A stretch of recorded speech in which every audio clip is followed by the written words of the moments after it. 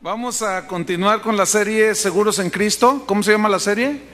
Seguros en Cristo. Ya vamos en la 13ª enseñanza. El título del tema de hoy es Ocupaos en vuestra salvación. Y hemos estado estudiando acerca de la seguridad de la salvación, de la doctrina de la gracia. Y estamos viendo algunos versículos que cuando nosotros los leemos, sacados del contexto, así nada más directamente, sin estudiar lo que viene en su contexto, y parece como que sugieren que la salvación se pierde. Entonces yo quiero que vayamos a uno de estos textos y vamos a aprender cosas muy interesantes. Filipenses capítulo 2. Filipenses 2, versículo número 12. Filipenses 2, 12. Cuando lo tengan, digan ya lo tengo. Ok. Dice así: por tanto, amados míos, le decía Pablo a los filipenses, como siempre habéis obedecido. O sea que los filipenses se distinguían porque eran obedientes. Ok. No como en mi presencia solamente, sino mucho más ahora en mi ausencia. Ocupaos en vuestra salvación con temor y temblor. Este texto lo leemos así, sobre todo la última frase, ocupaos en vuestra salvación, y decimos, bueno, tenemos que ocuparnos para cuidarla porque la podemos perder. Así es como suponen algunos cuando lo leen superficialmente. Pero la palabra ocupaos viene del griego katerchazomai, que significa trabajar. Significa llevar a cabo algo. Significa, en este caso, llevar a cabo el trabajo. Pero habla de un trabajar continuo, persistente, perseverante, día con día. Y este trabajar para llevar a cabo, ocupación para llevar a cabo el trabajo, significa la formación de Cristo en nosotros los que creemos, los creyentes. Eso significa ocupaos en vuestra salvación. La palabra salvación se entiende bajo los principios que nosotros vimos la semana pasada, que lo que indica el conjunto de la frase. Entonces, aquí yo les voy a hacer una pregunta. Dice aquí ocupaos, trabajar significa llevar a cabo el trabajo. Y les pregunto, entonces, esto significa que debemos trabajar continuamente para que por las buenas obras nosotros podamos preservar la salvación que nos dio el Señor por gracia por medio de la fe, porque corremos el peligro de perderla. ¿Eso significa? No, un rotundo no, es obvio. ¿Sí? Otra pregunta, entonces, ¿a qué se refiere Filipenses 2:12? Vamos a aplicar otra vez el principio del contexto. Vamos al capítulo 1. Capítulo 1. Vamos al versículo 3. ¿Ya lo encontró? Dice Pablo: doy gracias a mi Dios siempre que me acuerdo de vosotros, siempre en todas mis oraciones, rogando con gozo por todos vosotros. ¿Rogando qué? Fíjense, ¿qué pedía Pablo? Por vuestra comunión en el Evangelio. Significa vuestro trabajar en lo que dice el Evangelio, ya como creyentes, creyendo, poniendo en práctica la palabra de Dios, desde el primer día hasta ahora. Se refiere desde el día que ellos creyeron hasta ese tiempo. Versículo 3. Estando persuadido de esto, dice Pablo, que el que comenzó en vosotros la buena obra. ¿Qué significa empezó en vosotros la buena obra? Significa la formación de Cristo en nosotros. No significa la obra de la salvación, porque la salvación esa la obtenemos por gracia, por medio de la fe, y eso es en un instante.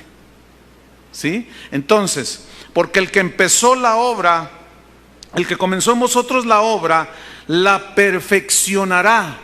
O sea, en el momento en que tú recibiste a Cristo, ahí empezó una obra de Dios dentro de nosotros. ¿Cuál obra?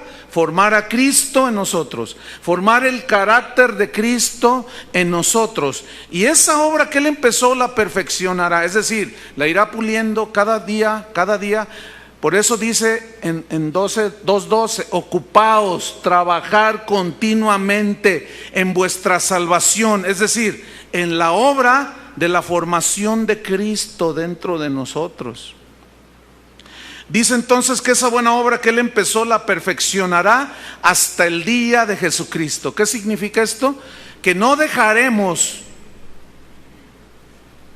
Dios no dejará de hacer la obra en nosotros y nosotros de poner atención en formar a Cristo cada día hasta que Cristo venga. Es decir, este proceso de perfeccionamiento durará, ¿cuánto durará? Toda la vida, toda la vida.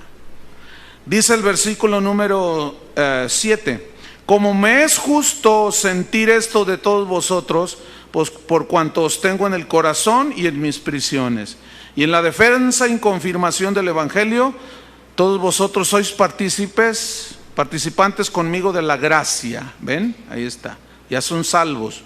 Pero ahora el que empezó la obra tiene que seguir trabajando en nosotros, porque Dios dice, me es testigo de cómo os amo a todos vosotros con el entrañable amor de Jesucristo. Y esto pido en oración, que vuestro amor abunde aún más y más en ciencia y en todo conocimiento, para que aprobéis lo mejor, a fin de que seáis sinceros e irreprensibles para el día de Cristo, cuando Él venga. Ahora quiero que notes el versículo 11. Cuando Él venga, nos quiere encontrar como llenos de frutos de justicia, que son por medio de Jesucristo, para gloria y alabanza de Dios. Entonces, es claro que el contexto nos está hablando de una formación de Cristo en nosotros. Ahora, si ustedes van al versículo 15, dice, algunos a la verdad predican a Cristo por envidia. Fíjate, predicar a Cristo por envidia. ¿Puedes creer eso? Pues ahí está. ¿Cómo es predicar a Cristo por envidia? Unos predican a Cristo por envidia y contienda, otros de buena voluntad. ¿Cómo predicas tú el Evangelio? ¿Por envidia, por contienda o de buena voluntad? Entonces aquí Pablo está poniendo en entredicho actitudes del corazón, forma de proceder de cada cristiano. Ok, en el versículo 21 dice, porque para mí el vivir es Cristo y el morir ganancia. Es decir, él no tenía otra razón de vivir si no era Cristo. Para mí el vivir, el estar cada día con Cristo porque quiero ser como Él, para mí el vivir es Cristo. Y el morirme es ganancia. ¿Por qué? Porque ya se acabaron todos los afanes. Entonces dice, nos vamos hasta el versículo, al capítulo 2. Dice, por tanto, ese por tanto es una frase que tiene conexión con lo que se dijo en el capítulo 1. Por tanto, en vista de lo que acabamos de leer, que el que empezó en nosotros la buena obra la perfeccionará, que quiere que tengamos fruto de justicia porque Él nos va a dar galardones, que tengamos actitudes correctas, que no haya contiendas ni envidias, sino buena disposición de corazón. Capítulo 2, versículo 1. Por tanto, si hay alguna consolación en Cristo, fíjense, consolación en Cristo, si algún consuelo de amor, si alguna comunión del Espíritu, si algún afecto entrañable, si alguna misericordia, fíjense, todo esto que estamos viendo aquí está hablando del carácter de Cristo, que los filipenses deberían demostrar también. Afecto entrañable, misericordia, consuelo de amor, consolación. Versículo 2, completen mi gozo, sientan lo mismo, dice, teniendo el mismo amor, unánimes, fíjate, amor, unidad, sintiendo una misma cosa. Versículo 3, Nada, nada, absolutamente hagáis por contienda. ¿Cómo predicaban algunos? Por envidia y contienda.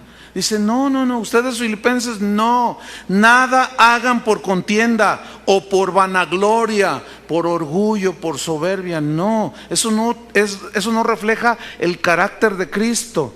Antes bien, con humildad, ¿se acuerdan que Cristo dijo, aprendan de mí que soy manso y humilde? La humildad refleja el carácter de Cristo. Cristo era humilde. Y entonces Pablo dice, ustedes también, mejor con humildad, dice, estimando cada uno a los demás como superiores a él mismo. O sea, humildad. Versículo 4, no mirando cada uno por lo suyo propio, es decir, sin egoísmos. ¿Lo están comprendiendo? Sino cada cual también por lo de los otros, es decir, con un espíritu altruista, con un espíritu bondadoso, generoso, de amor, de consolación, de perdón. Eso era lo que Pablo les está escribiendo a los filipenses, que significa el que empezó la buena obra la terminará. Entonces les dice, ustedes despójense de toda contienda, envidia. No, ustedes no. Ustedes hagan las cosas sin egoísmos, háganlo de buena gana. Porque Dios, cuando venga Jesús, quiere encontrarlos con mucho fruto de justicia que abunde en vuestra cuenta, para que reciban galardón completo. Entonces, fíjense, entramos al versículo 5. Haya pues en vosotros este sentir que hubo también en Cristo Jesús. ¿Cuál sentir? De humildad. Fíjense, este sentir se refiere a la actitud. El sentir se refiere a la disposición de obediencia a Dios, para que entonces se pueda formar Cristo en nosotros. Fíjense en el versículo 6. Primero en el 5 dice, haya en vosotros este sentir que hubo también en Cristo Jesús. La pregunta es, ¿qué significa haya en vosotros este sentir que hubo en Cristo? Seguimos leyendo. El cual, o sea, Cristo, siendo en forma de Dios, no estimó el ser igual a Dios como cosa a que aferrarse. Como diciendo, bueno, yo soy Dios, ¿por qué tengo que hacer lo que morir por ellos en la cruz? No, él no se aferró, dice, sino que se despojó a sí mismo, tomando forma de siervo, hecho semejante a los hombres, y estando en la condición de hombre, se humilló a sí mismo. ¿Se acuerdan que dice en el versículo 3, con toda humildad? Y luego dice acá que se humilló. Haya pues ese sentir que hubo en Cristo, haya en vosotros ese sentir que hubo en Cristo, se refiere a eso, querer ser como Él. ¿Cuántos quieren ser como Él? Ok, sigo leyendo. Versículo 8, y estando en la condición de hombre se humilló a sí mismo, haciéndose obediente, digan todos obediente. Es decir, voluntariamente se hizo Él obediente. ¿Qué les dijo en el versículo 12?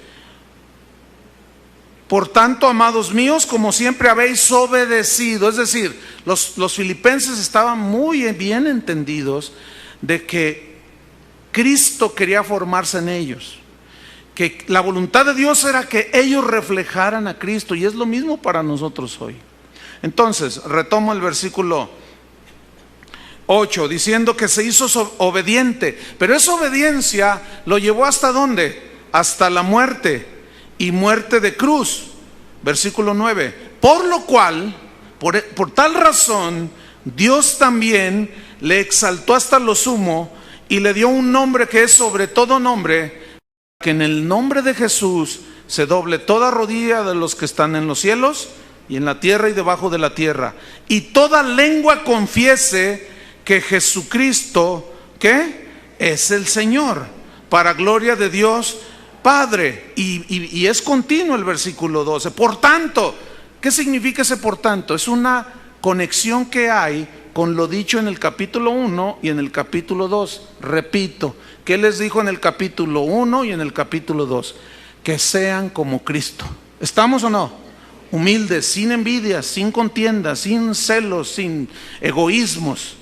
Por tanto, dice, en vista de esto, amados míos, dice, como siempre habéis obedecido, no como en mi presencia solamente, como para querer quedar bien con Pablo, sino mucho más ahora en mi ausencia.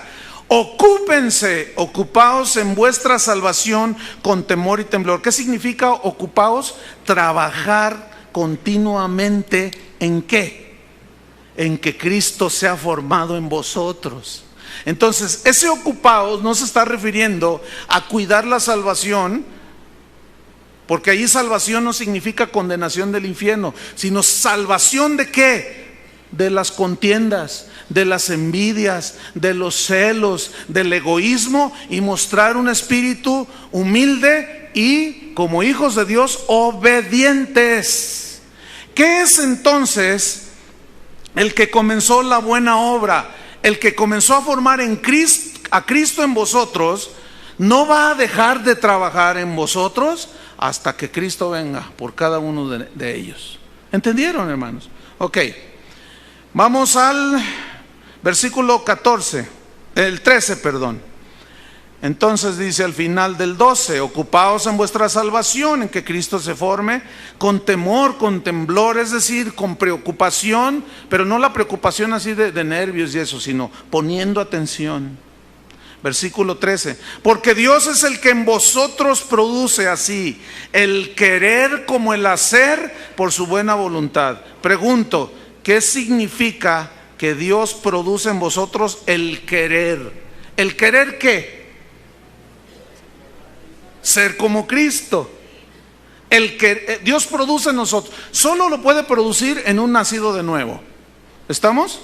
Dios produce en todos los nacidos de nuevo el querer, pero también les da el hacer, el poder para hacerlo. Entonces, el que comenzó la obra en cada uno de vosotros pone en cada uno de nosotros el querer ser como Cristo y el poder para poder ser como Cristo. ¿Me expliqué? Ok.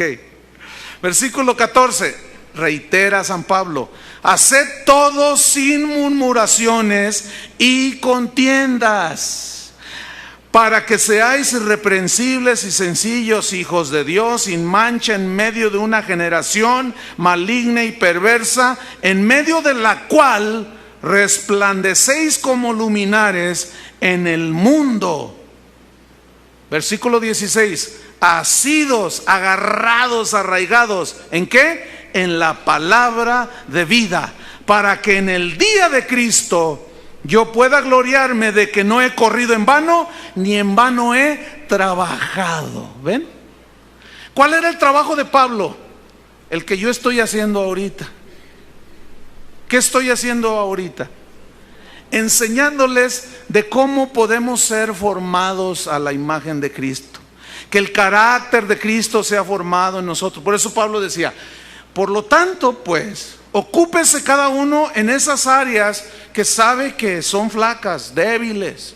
Ocúpense con preocupación, poniendo atención. ¿Por qué? Porque miren, ya Dios puso el querer como el hacer. Ser como Cristo, pero también les puso el poder para que ustedes lo puedan lograr.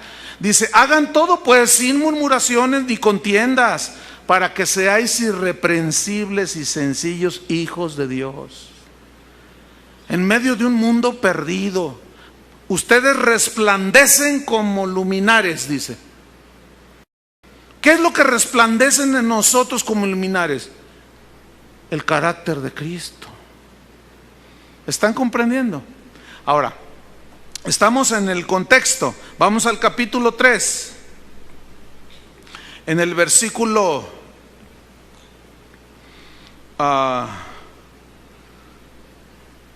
vamos al 7. Pero un poquito más arriba para tomarle más sentido. El 3:4. Aunque yo tengo también de qué confiar en la carne. Aquí carne significa en los logros de la naturaleza carnal caída. Si alguno piensa que tiene de qué confiar en la carne, yo más, decía Pablo. ¿Por qué? Miren, yo fui circuncidado al 8º día. Cumplieron mis padres con la ley. Y yo desde chiquito, fíjense, Bien. Del linaje de Israel. Wow. De la tribu de Benjamín. Hebreo de hebreos. En cuanto a la ley, fariseo. Es decir, estricto observador de los ritos de la ley. Eso es un fariseo. Versículo 6. En cuanto a celo, nadie me puede decir nada. Perseguidor de la iglesia. En cuanto a la justicia que es en la ley, irreprensible. O sea, Pablo era un hombre realmente notable en cuanto a la observancia de la ley. Pero recuerden que a él mismo le fue revelado que por las obras de la ley ninguno será justificado. Por eso dice en el versículo 7, pero cuantas cosas eran para mí ganancia. ¿Cuál ganancia? Lo de arriba que acabamos de leer. Dice, las he estimado como pérdida por amor de Cristo. Y ciertamente aún estimo todas las cosas como pérdida. Todas las cosas. ¿Cuáles cosas? Todos los logros de la carne. ¿Estamos? Las estimo como pérdida por la excelencia del conocimiento de Cristo Jesús. Es decir, ya no me importa todo aquello. Ahora lo que me importa es conocer a Cristo más. Ya lo conocí cuando nací de nuevo, pero ahora Él quiere perfeccionarse en mí. Empezó una buena obra y tiene que trabajar con mi carácter, con mi forma de ser, con mi forma de pensar. Cuando me vengo a dormir a la iglesia, todo eso tiene que trabajar el Señor. ¿Verdad que sí? ¿Qué más dice? Por la excelencia del conocimiento de Cristo Jesús mi Señor, por amor del cual lo he perdido todo, dice. Ese perdido todo se refiere a los logros de la ley, los logros de la carne. Y lo tengo por basura para ganar a Cristo. ¿Qué significa tengo por basura? La palabra griega que se usó para traducir basura es una palabra griega que significa estiércol, significa excremento. Así significa, es fuerte. La traducción aquí, lo tengo por basura. Bueno, le pusieron basura para que no se escuchara tan fuerte. Pero ¿alguno trae una Biblia donde dice estiércol? Mire, ahí está uno. ¿Alguien más trae? Allá está otro, allá está otro. Entonces me están dando la razón, ¿verdad? Es que el estiércol huele mal. Escuchen bien, ¿qué tenía por estiércol, por excremento maloliente Pablo? ¿Todo qué? Todos los logros de la carne. Todos los logros, toda la justicia propia la tenía como algo maloliente que no servía para nada. Dice, con tal de ganar a Cristo. Este ganar a Cristo se refiere al conocimiento ahora, porque él le había sido revelada que la salvación era por fe, por gracia, por medio de la fe. Y ahora, acuérdense que él oraba en el versículo del 1 al 11 que leímos del capítulo 1, para que estén llenos del conocimiento, para que conozcan cada vez más, que tengan comunión con el Evangelio, que conozcan más a Cristo, porque conociendo más a Cristo nos damos cuenta cómo es Él. Entonces al verlo queremos ser como Él. Ayer, después de este mensaje, se me acercó un joven de 18 años y me dice, pastor, ni yo me aguanto, dice. Yo quiero cambiar. Mi carácter, tengo un carácter horrible, dice. Mi carácter me ha hecho que me corran de la escuela, me ha hecho perder trabajos. Ninguna muchacha quiere ser mi novia. En mi casa tengo una de problemas por mi carácter. Ya, pastor, ayúdeme. Y entonces, estuve casi una hora con él enseñándole. Mira, ¿cuáles son tus áreas débiles? No, pues esta. Bueno, ahí tienes que ocuparte. Ahí tienes tú que pulir, dejar que el Señor pula esa área. Ya después de casi una hora de haber platicado, le pregunté, porque me hacía preguntas muy obvias. Yo le dije, oye, ¿cuánto tiempo tienes de convertido, de nacido de nuevo? Y me dice, no, pues un par de meses. Ay, por ahí hubieras empezado. Dice, pues usted me hubiera preguntado. Porque con un par de meses de convertido, pues es obvio que no es un dechado de perfección. Le dije, sin embargo, tú estás dando un paso muy importante. Tienes ventaja sobre otros cristianos. ¿Cómo? Me dice. Te voy a explicar cuál es tu ventaja. Que ya reconociste que ni tú mismo te soportas. ¿Y qué tengo que hacer? Mira, como eres un recién convertido, el que empezó la obra en ti, a ver, yo te pregunto, cuando te convertiste hace unos meses, ¿qué cambios hubo en tu vida? No, bueno, pues dejé de tomar. Ah, ¿ves? Ya no me emborracho, ¿ves? Ya está uno allí. Pero mi carácter, bueno, Dios va a tratar con tu carácter.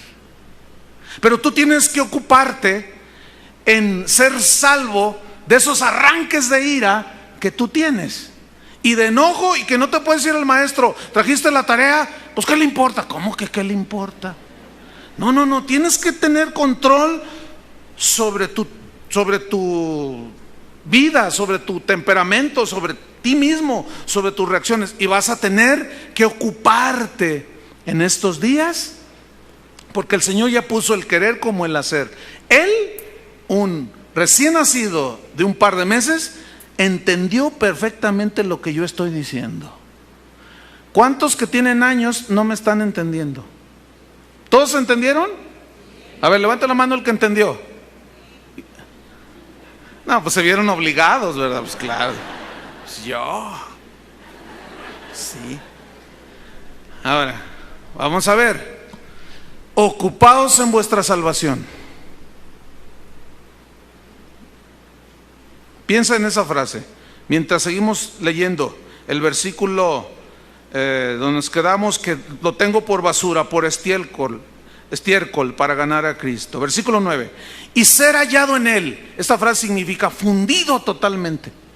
Como le dijo a los Gálatas, ya no vivo yo, mas vive Cristo en mí.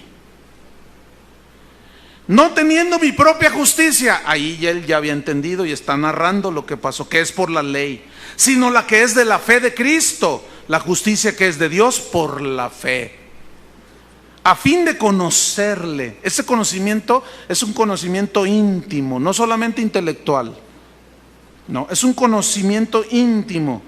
Y conocerle, dice, de tal manera que pueda yo conocer aún el poder de su resurrección. ¿En qué consiste? Qué tremendo. Yo resucitaré, conocer el poder de su resurrección y la participación de sus padecimientos, llegando a ser semejante a Él en su muerte. ¿Se acuerdan que dijo, con Cristo estoy juntamente crucificado? Ya no vivo yo. Consideraos pues muertos al pecado y vivos para Dios. Estamos crucificados juntamente con Cristo. ¿Cuántos siguen allí clavados? ¿Ya se les olvidó ese mensaje? Entonces contéstenme. ¿Cuántos siguen clavados ahí? ¿Tan poquitos? Bueno, vamos al mensaje número 7 para volver a explicarles. ¿Cuántos siguen clavados ahí? Ya se murieron al pecado. Estamos muertos. Por medio del bautismo enterraron al muerto. Cuando nos sacaron del bautismo, simbolizamos que hemos resucitado, pero todavía no se da ese evento. Pero en tanto se da, estamos siendo madurados y perfeccionados. Y Dios trabaja en nosotros. Por eso, una vez más, debemos de recordar y entender que los que aman a Dios, todas las cosas les ayudan para bien. Que te corrieron del trabajo, Dios está tratando contigo. Que te robaron tu carro, que te lo chocaron, no sé, infinidad de tribulaciones, infinidad de pruebas que Dios usa. ¿Para qué? Para formar a Cristo en nosotros. Eso es, que Él empezó la obra y la está perfeccionando hasta que venga Cristo, porque nos quiere encontrar con la mejor vestimenta posible y nos quiere entregar galardones. Sigo leyendo. Versículo 11. Si en alguna manera llegase a la resurrección de entre los muertos, porque él creía que Pablo, estando en vida, iba a venir Cristo, dice. Pero si no, pues en la resurrección. Versículo 12. No que lo haya alcanzado ya. ¿Alcanzado ya a qué se refiere? ¿Alcanzar su salvación? No. Alcanzado, no es que lo haya alcanzado ya. A ver, piénsenle. ¿Qué significa? Ser como Cristo. Todavía no lo he alcanzado ya. ni que ya sea perfecto. Todavía no. Porque esa perfección se va a lograr hasta que Cristo venga, la perfección total. No que yo ya lo haya alcanzado, ser como Cristo. No soy perfecto todavía. Él reconocía que el que había empezado la buena obra lo seguía perfeccionando, aún a él mismo. Dice, sino que prosigo, camino hacia adelante, por ver si logro hacer aquello para lo cual fui también nacido por Cristo Jesús. Escuchen bien, ¿qué significa por ver si logro hacer aquello por lo cual también fui nacido por Cristo? Fíjense, alcanzar aquello para lo cual que se logre en mí. Cuando Cristo me alcanzó a mí, ¿para qué me alcanzó? ¿Para qué me asió? ¿Para qué me tomó? ¿Para qué me llamó? ¿Para qué me hizo hijo suyo? ¿Para qué? Para hacerme como Él. Romanos 8:29. Y a los que llamó, a esos también predestinó para que fuesen hechos conformes a la imagen de su Hijo Jesucristo. Eso significa asirme de Él, así como Él me asió, y yo quiero que se logre en mí, yo quiero poner lo mío. Eso significa ocuparse en la salvación, no en cuidarla porque se me pierde. Versículo 13. Fíjate lo que dice. Hermanos, yo mismo no pretendo haberlo ya alcanzado, lo aclara. No, todavía me falta mucho, yo mismo estoy siendo perfeccionado.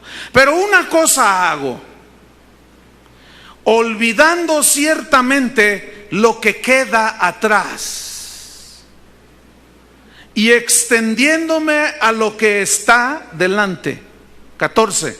Prosigo a la meta. ¿Cuál es la meta? Aquí. ¿Alguien me puede decir? Llegar a ser como Cristo. Muy bien. Esa es la meta. Prosigo a la meta, porque la meta no es la salvación, porque la salvación esa ya la tenía Pablo. Cuando él dice, dejo todo atrás, prosigo a la meta. ¿Qué es la meta? Llegar a ser como Cristo. ¿Cuántos reconocen que no lo hemos alcanzado ya, esa meta todavía? ¿Sí la reconocen? Algunos deberían de hacerle hasta con los dos pies así.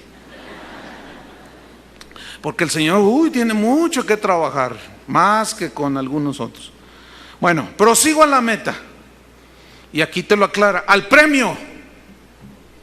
¿Se acuerdan que hay galardones por hacer buenas obras ya? No para ganarnos la salvación, sino como evidencia de la salvación.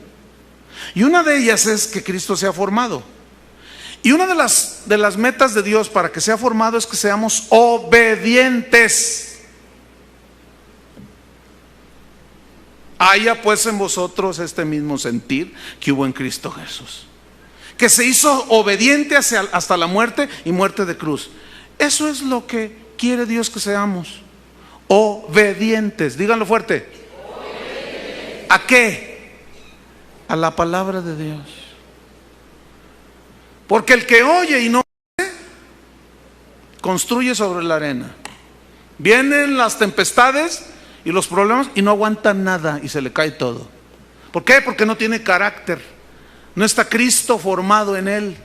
¿Por qué? Por carnal, por rebelde, porque no, aunque es salvo, pero pierde sus galardones. ¿Qué más? Prosigo a la meta, al premio.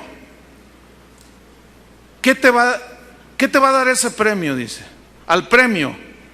Y luego añade, al premio del supremo llamamiento de Dios en Cristo Jesús. Pregunta, ¿cuál es el supremo llamamiento de Dios para nosotros en Cristo? ¿Cuál es? Díganlo. Ser como Cristo. Digo, les repito, vamos a repetirlo otra vez. Al cabo yo no llevo prisa. ¿Ustedes llevan prisa? Ah, bueno, entonces va. Abran su Biblia en Filipenses 2:12. Digo, yo les estoy haciendo el estudio para que ustedes vean todo lo que dice el contexto. Entonces, volvemos. ¿Qué significa el supremo llamamiento. ¿Llamados a qué? ¿Ve? Ese es el supremo llamamiento. Por eso tenemos que ocuparnos en nuestra salvación con temor y temblor. Pero no la salvación en sí, como tal, de condenación del infierno, o de salvación del infierno, mejor dicho, sino de salvación, ¿de qué? De todos nuestros rollos que traemos, hermanos. Envidias, celos, robos, mentiras, de todo eso. Eso es lo que nos debemos ocupar. Por ejemplo, ¿cuántos esposos hay aquí? A ver. Ok, hay una responsabilidad definitiva en la Biblia. Hay mandamiento de Dios respecto a los esposos. ¿Estamos? Entre otras cosas, dirigir la familia, sustentarla, proveer para sus necesidades físicas, materiales, espirituales también, porque somos cabeza del hogar. Ok, hay algunos varones que son descuidados en eso. De esos varones que, aunque son cristianos, pero no hacen nada, le dejan todo a la esposa. Y sabes una cosa, necesitas ocuparte en ese rasgo de debilidad de tu carácter. Y las señoras que no se someten muy bien, que digamos, a sus maridos, así como al Señor debemos estar sujetos, tienen que poner atención en ese rasgo. ¿Me estoy explicando? Tenemos que ocuparnos en esas cosas para que cuando Él venga nos encuentre como luminares, como alguien que brilla el carácter de Cristo. ¿Se acuerdan que dijo Él? Ustedes son la luz del mundo, y el mundo va a ver vuestras buenas obras y glorificarán al Padre. ¿Pero qué es ver las buenas obras? Ahí no se refiere a dar limosna, porque eso también lo puede hacer un ateo. ¿A qué se refiere? A ser como Cristo, a reflejar el carácter de Cristo. ¿Estamos? Entonces, ¿qué es el llamamiento qué es el supremo llamamiento de Dios en Cristo Jesús? Ser como Cristo. Tenemos que trabajar, hermanos. ¿Cuáles son tus puntos débiles? A ver, piensa así rápido. ¿Cuáles son? ¿Eres envidioso? ¿Eres celoso? O como me dijo un varón ayer también, me dijo: ay, pastor, yo todavía digo unas palabrotas. ¿Cuánto tienes de cristiano? No, pues como 10 años. No. Eres un descuidado. A ese punto ya deberías tú tener control sobre lo que hablas. ¿No es cierto? Ok, ¿qué debo hacer? Bueno, pon atención a esa área. Es que se me salen. Oye, pastor, ¿que Dios no va a juzgar por la intención? Yo lo digo así nomás. La Biblia es clara: ninguna palabra corrompida salga de vuestra boca. No maldigáis. Ese es un ejemplo. A ver, piensen, ¿qué es unas debilidades tuyas? Yo sé cuáles son las mías, y yo me ocupo en ellas. Me tengo que ocupar en ellas. Por ejemplo, si eres flojo para levantarte en la mañana que tienes que ir a trabajar y lo siento, mijo, dice el Señor, tienes que levantarte a trabajar. Dale permiso a tu esposa que te levante con un cacerolazo en la cabeza. Mi amor, es que pongo el despertador y en cuanto suena, y otra vez. Y luego ya te levantaste tarde y de mal humor y maldiciendo a todo mundo, y sales a la carrera, se te atraviesa el perro y lo maldices, y hasta el dueño también. ¿Qué tienes que hacer? Ocuparte en eso. ¿Me estoy explicando? Tienes que decir: bueno, me voy a dormir 1 hora más temprano, ya no voy a ver tanto los protagonistas del mundial, y me voy a descansar 1 hora más para levantarme bien. Tienes que poner cartas en el asunto, porque Él empezó la buena obra, pero necesita tu obediencia. ¿A poco crees que Dios va a llegar y te va a manipular y ya te cambió? No, no es así. Tienes que disponerte, es obediencia. Y en la obediencia está implicada la voluntad. Quiero, obedezco, quiero, desobedezco. Entonces, ¿qué quiere Dios de ti? Obediencia para tu formación de Cristo en ti. ¿Cuántos dicen así es? Ay, espero les haya explicado con claridad. Que no significa que ocupados de vuestra salvación es porque la vas a perder. No está hablando nada. En ningún momento es un mensaje evangelístico aquí, en Filipenses. Y mucho menos de que la salvación se les pierde. Pero que sí nos preocupemos de que Cristo sea formado en nosotros. Ok, vamos a Hebreos 10. Hebreos 10. Mire, vamos a estudiar una de las cartas más difíciles que hay. Por una sencilla razón, de que es una de las epístolas más profundas que hay en la Biblia, esta y junto con la de Romanos. No solo son las más difíciles de entender y de estudiar, sino aún de explicar, porque requiere un conocimiento previo del Antiguo Testamento. Y yo entiendo que muchos de ustedes son nuevos, que no tienen un conocimiento previo del Antiguo Testamento. Entonces van a tener que ser pacientes con esto. Y la paciencia es un fruto. Es que Dios los va a probar si son pacientes o no. Porque como es difícil esta carta, parece como que al estarla enseñando se va a tornar un poco aburrido. Pero no está aburrido. Lo que pasa es que muchos, al no entender, al no sentirse emocionados, quieren ser ricos, sí, y como nos vamos a meter a las profundidades de la palabra de Dios, pues a muchos les va a ser así como que ay, y se van a echar un sueñito. Pero yo quiero animarlos a que no permitan, tengan control sobre ustedes mismos y no se duerman, porque esto que vamos a estudiar a continuación es un bistec de este tamaño, así gordote, bien cocidito. ¿Para qué? Para que crezcan bien, fuertes. ¿Cuántos quieren estar fuertes? Entonces no se duerma, porque nadie puede comer dormido. Ok, Hebreos 10, 26. Porque si pecaremos, voluntariamente, después de haber recibido el conocimiento de la verdad, ya no queda más sacrificio por los pecados. ¿Ya ve, pastor?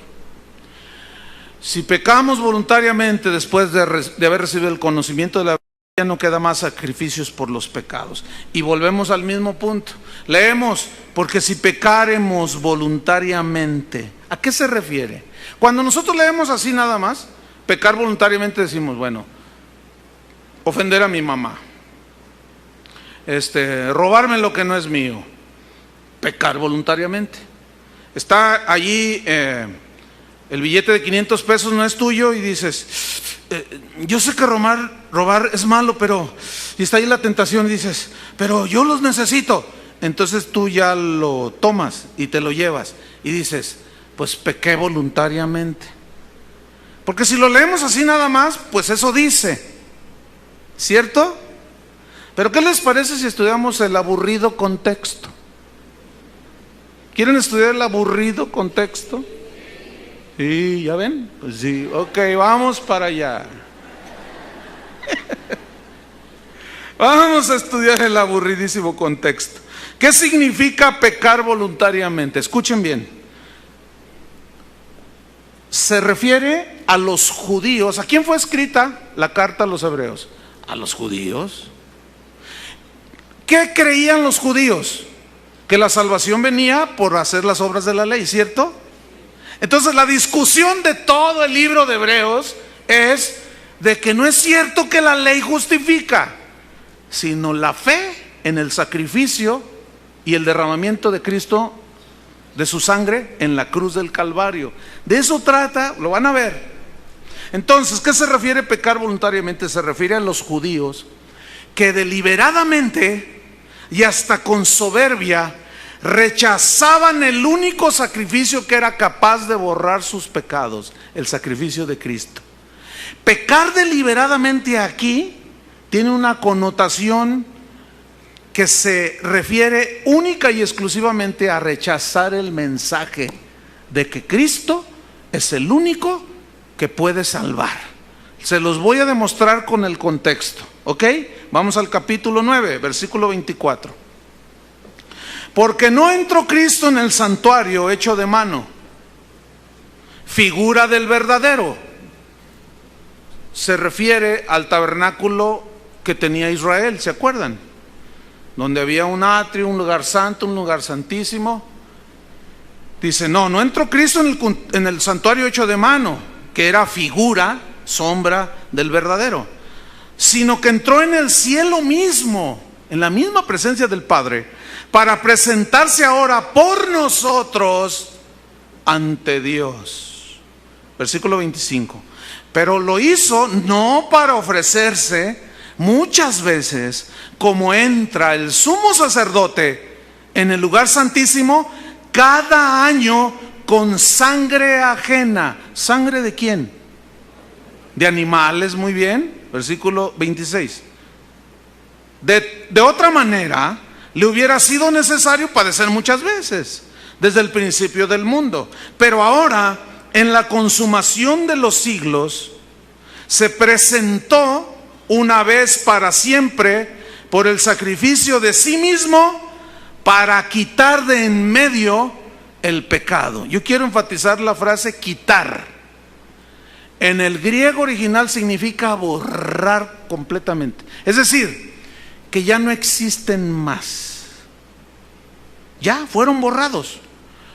Eso era diferente a la sangre que el sacerdote tomaba de los animales, la llevaba al propiciatorio, rociaba en el propiciatorio.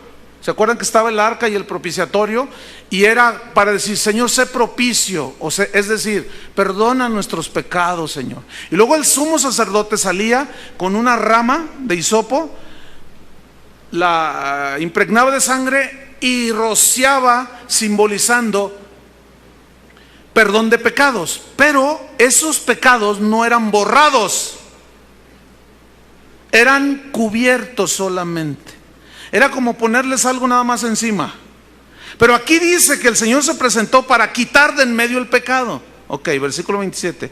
Y de la manera que está establecido para los hombres que mueran una sola vez, y después de esto el juicio. Escúcheme, este solo versículo contradice terminantemente la filosofía de la reencarnación. ¿En qué consiste? En que tú puedes tener múltiples vidas, de que tú mueres y según te hayas portado, reencarnas. Si te portaste mal, reencarnas en una rata. Si te portaste, pues más o menos, en una cucaracha. Si te portaste, pues mejorcito, en una vaca. Háganme favor. Por eso hay en Tailandia y en muchos países, Indonesia, hay templos que están llenos de ratas. ¿Se han fijado en eso? No sé cuántos han visto en la televisión. Y tú dices, ay, ¿por qué no las matan? No, porque dicen, no la mates, no vaya a ser mi abuelita. No, eso es lo que es en serio, Suena así irracional y ridículo, pero esa es la ridiculez de esa filosofía. Está establecido para los hombres. ¿Quién lo estableció? Dios. Que mueran una sola vez. Y después de eso, juicio. No hay reencarnación y cosas de esas, no existe eso. ¿Qué más? Versículo 28. Así también, Cristo fue ofrecido una sola vez. ¿Cuántas veces? Una. Para llevar los pecados de muchos. Esos muchos son los que han creído y los que creerán. Y aparecerá, vendrá por segunda vez Cristo, sin relación con el pecado. Es decir, no tiene nada que ver ya cuando Él venga por los que creyeron con cuestión de que si eres pecador o no. Ya no, ya vendrá sin relación con el pecado. en cuanto a nosotros, porque el versículo termina diciendo, vendrás en relación con el pecado, versículo 28, véanlo allí, para salvar a los que le esperan. Pregunta, ¿para salvarlos de qué? ¿De la condenación del infierno? No, porque aquí salvar a los que le esperan, nadie puede esperar su venida si no es hijo de Dios. ¿Qué significa? Ven pues que aquí salvar no significa salvar de la condenación del infierno. Aquí salvar es otra cosa. ¿Alguien me puede decir qué es? Para salvarnos ya de todos los sufrimientos de esta vida, hermanos. Porque cuando estemos con Él allá, yo me tengo que ir, dijo. En la casa de mi Padre hay muchas moradas. Yo voy a prepararles lugar para vosotros, pero vendré otra vez y os tomaré a mí mismo para que donde yo estoy, vosotros también estéis. Allá en el cielo no habrá más llanto, ni tristeza, ni dolor. Vendrá a salvar a los que le esperan. ¿Qué significa salvar a los que le esperan? Que ya se va a acabar todo afán, toda lágrima, todo llanto, preocupación, todas las luchas, ya se acabará. ¿Quiénes serán salvados? El que persevere hasta el fin, este será salvo. ¿De qué? De todo eso. Porque ya somos salvos. Pero seremos salvados finalmente de todos los sufrimientos y de este valle de lágrimas. Se oyó a telenovela. Capítulo 10. Seguimos con el aburridísimo contexto. ¿Está aburrido? Entonces, ¿por qué se duermen? Y como estoy medio, no veo muy bien, los de arriba se me pueden dormir porque no. A ver, ustedes que ven bien, ¿se están durmiendo ya? A ver, levanten las manos así, háganle así. El que está hasta allá, hasta la esquina.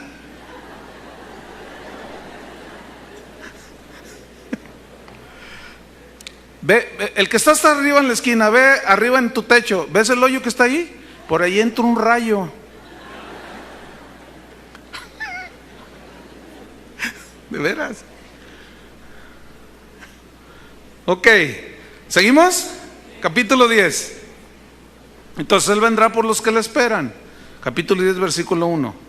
Porque la ley de Moisés, teniendo la sombra de los bienes venideros, no la imagen misma de las cosas, es decir, todo en el Antiguo Testamento era simbolismo, no era sustancia. Todo esto, dice, los sacrificios de animales, nunca puede, por los mismos sacrificios que se ofrecen continuamente cada año, hacer perfectos a los que se acercan. Nunca puede. ¿Qué significa que nunca puede hacer perfectos? Que nunca pueden darnos una salvación como lo hace la sangre de Cristo. Eso significa. Nunca puede hacernos perfectos delante de Dios. ¿Cómo nos ve Dios a los que hemos nacido de nuevo delante de Él? ¿Cómo nos ve? Perfectos. ¿Qué significa perfectos? ¿Que no fallamos? No. Aquí perfectos, ven, aquí encontramos otra vez lo mismo. Aquí perfectos tiene otra connotación. ¿Qué significa? Que delante del Padre estamos sin mancha. ¿Por qué? Porque nuestros pecados ya han sido borrados. Eso significa, Él ya nos ve como perfectos. Ninguna condenación hay para los que están en Cristo Jesús. Ninguna. ¿Cuántos están en Cristo? Ninguna condenación hay. Ninguna. Pero ¿y el pecado que hice ayer? Confiésalo a Dios y Él es fiel y justo y te perdonará y te limpiará de maldad. Pero ninguna condenación hay. Entonces, todos esos rituales, pencas de nopales en la espalda, corretizas de rodillas hasta San Juan de los Lagos, todo eso, escúchenme bien, no tiene poder alguno, es incapaz, es imposible de hacer justo a alguien delante de Dios. Porque si así fuera, entonces ¿para qué vino Cristo a morir? Cada quien arrégleselas. Y ya me imagino a Chuy colgado de arriba para agradar a Dios, de cabeza, ¿verdad? Versículo número 3. No, en el 2. De otra manera, dice, cesarían de ofrecerse los sacrificios estos, porque ya hicieron perfecta a la gente. Pues los que los tributan este culto limpios una vez, no tendrían ya más conciencia de pecado. Pero en estos sacrificios cada año se hace memoria de los pecados, ¿ven? O sea que tú llegabas y decías, ay Señor, me perdonaste el pecado, pero hace 15 años yo era un hombre de lo peor. Hace 15 años yo le pegué a mi esposa. Hace 20 años ella me dio un cacerolazo. Y siempre era ir a recordar los pecados. ¿Por qué? Porque no podían borrarlos la sangre de los animales. Versículo 4. Porque la sangre de los toros y de los machos cabríos no puede quitar los pecados. ¿Ven? No puede. Por lo cual, estando en el mundo, dice, y Cristo habla aquí proféticamente tomando escrituras del Antiguo Testamento, por lo cual entrando en el mundo dice, sacrificio y ofrenda no quisiste, mas me preparaste cuerpo. Encarnación de Cristo, ¿sí? Encarnación de Cristo, me preparaste cuerpo. Holocaustos y expiaciones por el pecado no te agradaron, Padre. Entonces dije, o sea, Cristo, he aquí vengo, oh Dios, para hacer tu voluntad. Como en el libro, en el rollo del libro está escrito de mí, diciendo primero, sacrificio y ofrenda y holocausto y expiaciones por el pecado no quisiste, ni te agradaron, las cuales cosas se ofrecen según la ley. Y diciendo luego, he aquí vengo, oh Dios, para hacer tu voluntad, quita lo primero para establecer lo último. ¿Qué es lo primero que lo quitó? El sacrificio de animales. Y establece lo último, el sacrificio de Jesucristo. Versículo 10. En esa voluntad somos santificados. ¿Qué significa eso? En esa voluntad del sacrificio que Jesús tuvo para morir por nosotros, en esa voluntad que Él tuvo para morir por nosotros, somos santificados. ¿Qué significa esto? Perfecta salvación. Eso significa. Mediante la ofrenda del cuerpo de Cristo, hecho, ¿cuántas veces? Una vez para siempre. Versículo 11. Y ciertamente todo sacerdote está día tras día ministrando, pero estos sacerdotes no son sacerdotes católicos, son del Antiguo Testamento, del linaje de Leví. Ciertamente, aunque, déjeme decirle algo, la misa, ¿quién sabe lo que es la misa? Es una repetición del sacrificio de Cristo, lo cual está en contra de lo que estamos leyendo. Porque ¿cuántas veces fue sacrificado Cristo? Una sola vez. ¿Ven? Ok, sigo leyendo. Ciertamente todo sacerdote está día tras día ministrando y ofreciendo muchas veces los mismos sacrificios que nunca pueden quitar los pecados. Nunca, ¿se imaginan? Wow. Versículo 12, pero Cristo, habiendo ofrecido una vez para siempre, ya no hay más, una sola vez, un solo sacrificio por los pecados, se ha sentado a la diestra de Dios.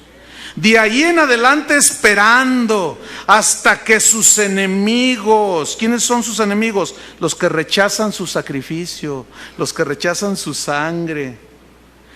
En este caso, los hebreos que rechazaban la sangre de Cristo y preferían la sangre de los animales.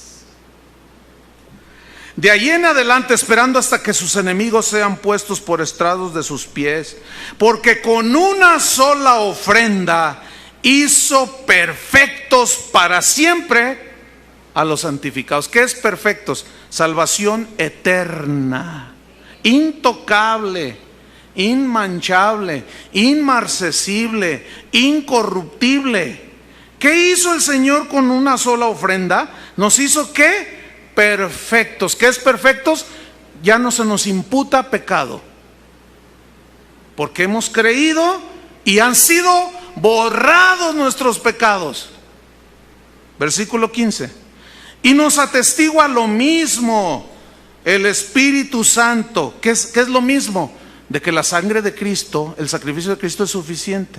Nos atestigua lo mismo el Espíritu Santo, porque después de haber dicho, este es el pacto que haré con ellos, después de aquellos días, dice el Señor, Pondré mis leyes en sus corazones y en sus mentes las escribiré. Añade, escuchen esto. Está permitido que se desmayen, que griten, que aplaudan, que no sé, lo que quiera hacer, quedarse así maravillado, pasmado. Yo no sé cuál quiera ser su reacción, pero escucha este versículo y añade: y nunca más me acordaré de sus pecados y transgresiones. Nunca más.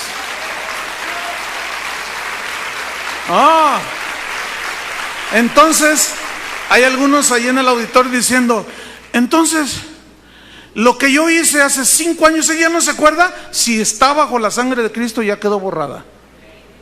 Ya no se acuerda. Pero tu mentalidad religiosa y la ignorancia de esto, por eso les dije no se duerman, hace que muchos de ustedes tengan una carga de pecado innecesaria, totalmente. ¿Por qué? Porque nuestros pecados han sido borrados del mapa. No me acordaré. Oiga, pero todo lo que hice ya quedó borrado. Ahora, así es Dios con nosotros. Pero hay señoras con sus maridos que no son así. Y dicen: ya son cristianos, ya le pidieron perdón hace 20 años de lo que le hicieron hace 40. Y cuando tienen un problema, una situación, lo primero que dicen y hacen es esto: sí, mira, lo recuerdo perfectamente, hace 25 años, es más, hoy, 9 de julio, se cumplen 25 años que tú me dijiste cara de lagartija. Entonces, mira, y entonces el marido te dice: ay vieja, otra vez con lo mismo. Sí, y también esto y también lo otro. Y porque como los maridos somos los peores, somos peores que las mujeres, ¿verdad que sí? Las mujeres no hacen nada, ¿verdad que no? Pero van a perder su salvación, por mentirosos. No sé por qué se da más en la mujer, que siempre trae a la memoria. Se acuerda de aquello que ya Dios ni se acuerda, que está borrado. Escuchen bien, si queremos ser sanos espiritualmente, psicológicamente, mentalmente, no traigamos a la memoria los pecados que ya están borrados. Escúchame, mujer, si ya te pidió perdón el cocodrilo de tu marido, el elefante de tu marido, si ya te pidió perdón, ¿qué hizo Dios con esos pecados? Los borró, ya no se acuerda. Pues bórralos también tú. Y no digas: eres el mismo. Eres el mismo. No has cambiado nada. No es cierto, señora. Sí cambió. Si es nacido de nuevo, ya no es el mismo. Que está en proceso, esa es otra cosa muy diferente. Que está en proceso de que Cristo se forme en él, eso es muy distinto. Pero ya no es el mismo, porque es nueva criatura. Y Dios no se acuerda de sus pecados y está perfecto delante de Dios, el cocodrilo de su marido. ¿Cómo la ve? Entonces, ¿qué tiene que hacer usted, señora? A usted no le voy a decir ni jirafa ni nada. ¿Qué va a hacer? ¿Qué tiene que hacer, señora? Ya no diga ni saque lo de tantos años. Y va a ver cómo su marido va a empezar a levantarse así. Porque lo tiene todo cargado y siempre es el mismo, y él es el mismo, y que quién sabe qué. Es más, le voy a decir al pastor, y que ya lo trae. Pobre viejo. Ya déjelo. Mire, Dios ya lo dejó y lo libró de condenación. ¿Quién es el que hace ese trabajo de condenación? El diablo. Deje de ser su aliado. Y ya. No me acordaré más de qué dice. de sus pecados y transgresiones. Versículo 18. Pues donde hay remisión, perdón de estos pecados, no hay más ofrenda por el pecado. Gloria a Dios. Ya no. Ahora, ¿qué nos queda? Que Cristo se forme en nosotros. Por eso debemos ocuparnos en esto. Versículo 19. Así que, hermanos, teniendo libertad, los hermanos son los que han creído. Los que no han creído, pues esos no son hermanos, y esos no tienen esta libertad. Teniendo libertad para entrar en el lugar santísimo por la sangre de Jesucristo. Escuche, no por la sangre de toros o de animales. Dice, libertad para entrar por el camino nuevo. ¿Por qué nuevo? Por el camino del sacrificio de Cristo. Vivo, sacrificio vivo, porque Cristo está vivo y nosotros estamos vivos también. Por el camino nuevo y vivo que Él nos abrió a través del velo, y Él mismo lo interpreta. Esto es de su carne. ¿Qué significa? De su sacrificio. 21. Y teniendo un gran sacerdote sobre la casa de Dios. Fíjense, ¿dónde aparece aquí Juan Diego? Como intercesor, como alguien que aboga a favor nuestro. Dígame, San Gasparín dije el otro día, ¿verdad? ¿Dónde está? Aquí dice que teniendo nosotros, ¿qué? Un gran sacerdote. ¿Cuál era el trabajo de un sacerdote? Interceder delante de Dios a favor del pueblo, ¿no es cierto? ¿Quién intercede por nosotros allá en el cielo? ¿Necesitamos otro? Ese nos basta y nos sobra. ¿Qué más? Un gran sacerdote sobre la casa de Dios. Acerquémonos con corazón sincero. ¿A dónde? Pues al lugar santísimo, a la misma habitación de Dios. Para plena certidumbre de fe, purificados los corazones de mala conciencia y lavados los cuerpos con agua pura. Todo esto son metáforas de lavados con agua pura. Es la palabra de Dios. Mala conciencia, nos lavamos y confesamos nuestros pecados. Él es fiel y justo para perdonarnos y limpiarnos. Estamos limpios delante de Él. Podemos entrar delante de su presencia. Quítese de su mente de una vez por todas. No quiero que nadie más vuelva a venir conmigo y me diga: pastor, ore por mí, porque usted que está más cerca de Dios. Esa es una mente católica del señor cura que está allí haciendo muchas cosas, que solo él se voltea de espaldas y está haciendo allí rituales, porque solo él puede acercarse a Dios, y usted nada más está allí de espectador. Quítese esa mentalidad católica. La misma posición que yo tengo delante de Dios la tiene usted. Entonces no me vuelva a venir, por favor, con el cuento ese de que usted que está más cerca de Dios. No me venga con eso. Porque en primer lugar no voy a orar y lo voy a empujar al lugar santísimo. Me pasé.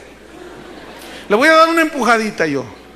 No vengas con eso conmigo. Tú puedes directamente acercarte. ¿Qué dice en el versículo número 19? Así que hermanos. No dice así que pastores. ¿Verdad que no? Así que sacerdotes. No. Hermanos, cualquiera. ¿Qué más? Versículo 23. Mantengamos firme sin fluctuar la profesión de nuestra esperanza, porque fiel es el que prometió. Y considerémonos unos a otros para estimularnos al amor y a las buenas obras, no dejando de congregarnos, y yo añadiría, y no dormirnos. No dejando de congregarnos ni de dormirnos, como algunos tienen por costumbre.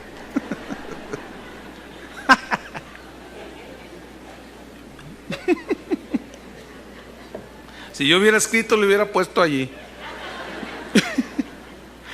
Como algunos tienen por costumbre, sino exhortándoos, dice, animándoles, y tanto más cuando veis que aquel día se acerca. Ahora, aquí entramos en el final. Porque si pecaremos voluntariamente después de haber recibido el conocimiento de la verdad, ya no queda más sacrificio por los pecados. ¿Qué significa si pecáremos voluntariamente después de haber conocido la verdad. Aquí pecar es rechazar, escúcheme bien, aquí pecar es rechazar voluntariamente el sacrificio de Cristo y preferir el sacrificio de los animales, porque la carta está dirigida a los judíos. Pero ¿cómo aplica hoy nosotros? Pecar voluntariamente sería para alguien que después de habérsele explicado que solo el sacrificio de Cristo es capaz de quitar, borrar los pecados, todavía dice: no, pero mi penca de nopales en la espalda, de aquí a Zapopan. No, es que eso no tiene poder.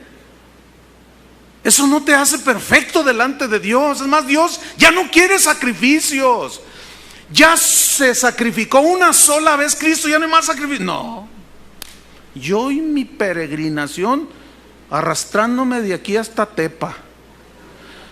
Tú dices, pero entiende, por el amor de Dios, Cristo ya pagó todo. ¿Por qué haces todo eso y te vas arrastrando? Pues para ganarme mi salvación. No, no. Y tú le explicas no, y le dices, y lo iluminas con la predicación del evangelio. No, mira, Cristo ya murió por ti. Porque si así fuera por lo que tú haces, entonces ¿para qué vino Cristo a morir? Nos hubiera dejado así y que cada quien haga lo que pueda. No, no, no, no, no, no. No, pero yo voy a seguir con mi penca de nopales. Así me enseñaron mis padres. Eso significa pecar voluntariamente. Lo retomo. Si pecáremos voluntariamente después de haber recibido el conocimiento. ¿Qué es recibido el conocimiento? Un mensaje. Aquí la palabra que se tradujo conocimiento es epignosis, que significa, escuchen, esto es bien interesante. Después de haber recibido el epignosis, el conocimiento, significa conocimiento intelectual solamente. De mera información, como un ateo puede tenerlo. Los demonios también creen, tienen conocimiento de que está ahí Dios, pero ellos no se arrepienten, ellos no hacen nada. Y esa es la fe de los demonios. Entonces, si nosotros pecamos voluntariamente, se refiere pues a rechazar voluntariamente. Nadie nos está forzando a aceptar a Cristo o a rechazarlo. Y pecar voluntariamente es rechazar voluntariamente, ¿qué? El mensaje de que Cristo ya murió una sola vez por nuestros pecados y ya no queda más sacrificio por los pecados. Escuchen esto: si no crees que el sacrificio de Cristo puede borrar tus pecados, yo pregunto, entonces, ¿tú crees que la sangre de los animales los podrán borrar? Ya no queda nada que hacer.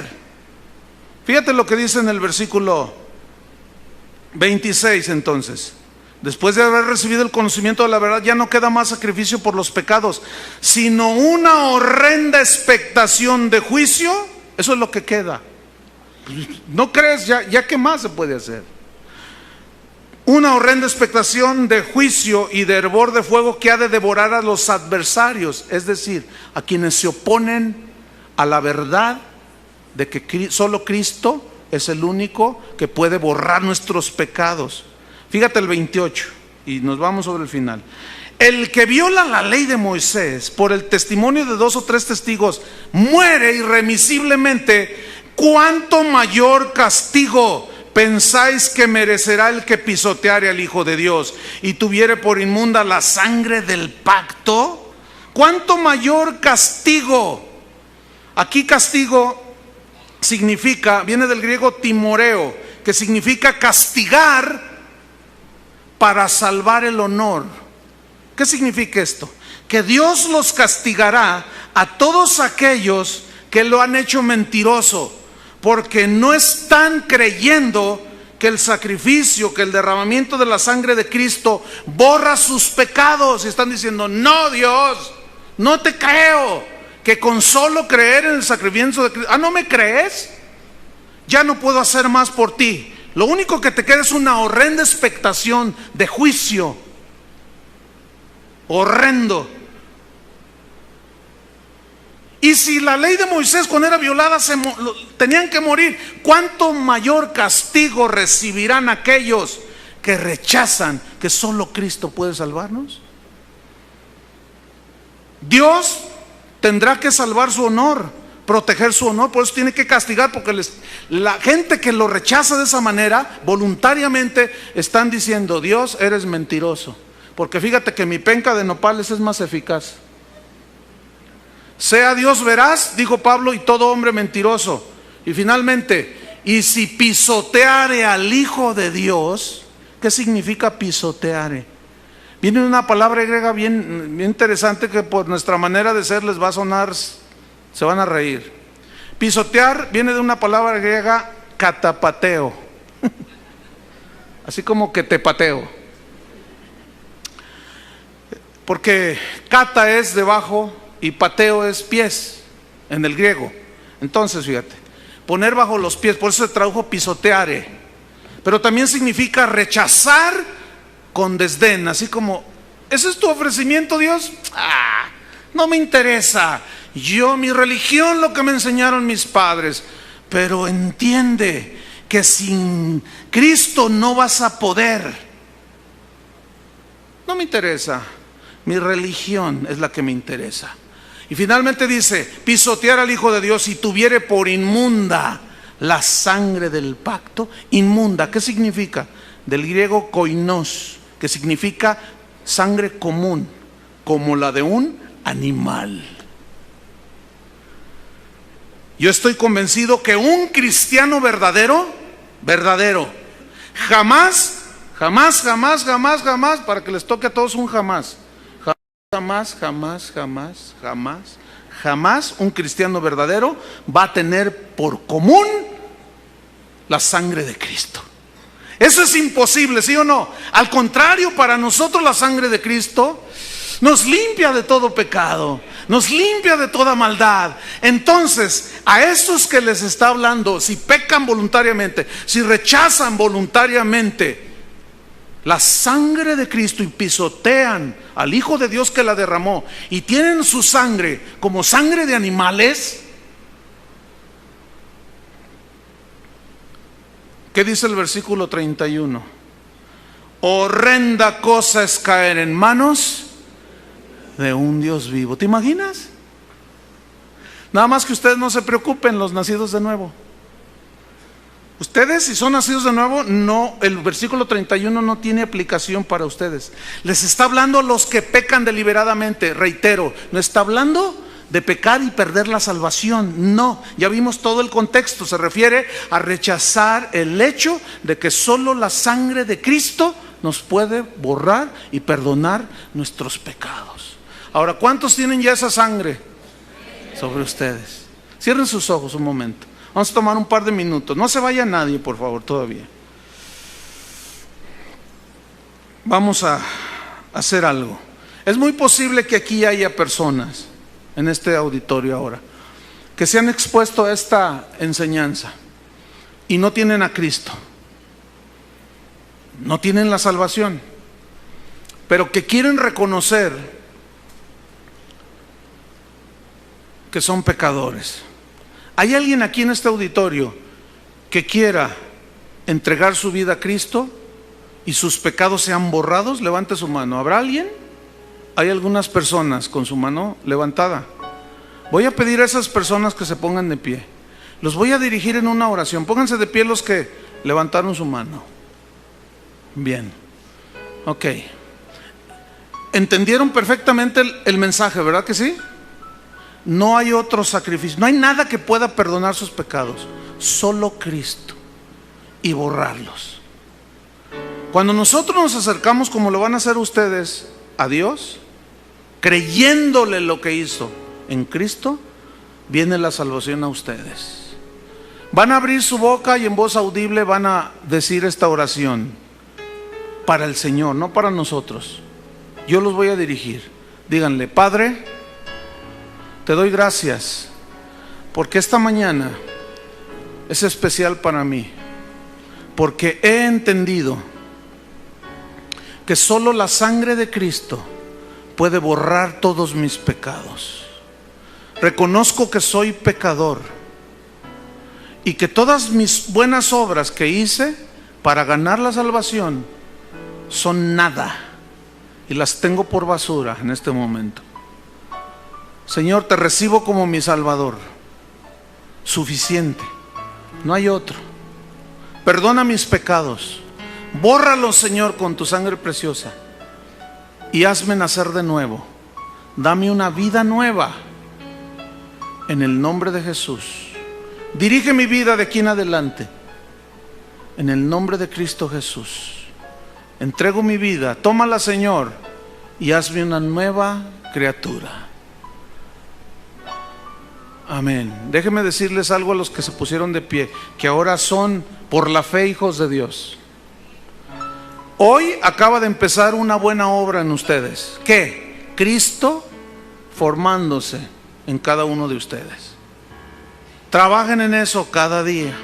Ahora quiero hacer otro llamamiento a todos aquellos que reconocen que les hace falta ser más a la imagen de Jesús. ¿Cuántos reconocen?